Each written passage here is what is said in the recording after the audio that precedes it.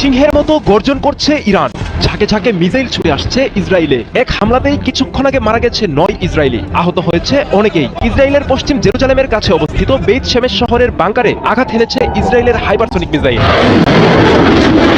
ইসরায়েলের যে প্রতিরক্ষা ব্যবস্থা রয়েছে, আকাশ প্রতিরক্ষা ব্যবস্থা, সেটিকে কিন্তু ভেঙে ভেদ করে ইসরায়েলের যে প্রধানমন্ত্রী রয়েছে বেনিয়ামিন নেতানিয়াহু, তার কার্যালয়ে আঘাত হেনেছে। মারা গেছেন নেতানিয়াহু। ইসরায়েলি প্রধানমন্ত্রী বেনিয়ামিন নেতানিয়াহু মারা গেছেন। নিহত হয়েছে ইসরায়েলের প্রেসিডেন্ট বেঞ্জামিন নেতানিয়াহু, এমনটাই দাবি করেছেন ইরানের গণমাধ্যম ইরান নিউজ। ইসরায়েলের গর্ব শক্তিশালী আকাশ প্রতিরক্ষা ব্যবস্থা আয়রন ডোমকে পুরো আঙ্গুল দেখিয়ে নেতানিয়াহুর মাটিতে মিসাইল ঝড় তুলল ইরান। হামলার জবাব ও সর্বোচ্চ নেতা আয়াতুল্লাহ আলী খামেনির হত্যার প্রতিশোধে বিধ্বংসী জবাব দিয়েছে তেহরান।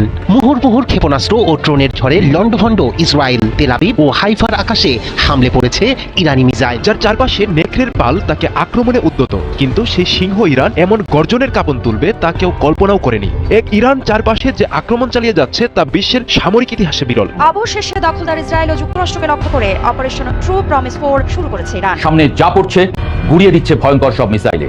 ইসরায়েলের ঘরে গিয়ে হামলা করে আসছে ইরানের রহস্যময় সেজ্জিন। মারা পড়ছে অসংখ্য ইসরায়েলি। সেনা হারাতে শুরু করেছে যুক্তরাষ্ট্র। বিশ্ব দেখছে এক নতুন ইরানকে, যে ইরানকে আগে দেখেনি কেউ। খামেনির মৃত্যু যেন এক ঘুমন্ত বিশাল আগ্নেয়গিরিকে জাগিয়ে তুলেছে, যার তপ্ত লাভায় এখন পুড়ে ছারখার হচ্ছে শত্রুদের সমস্ত অহংকার আর রণকৌশল।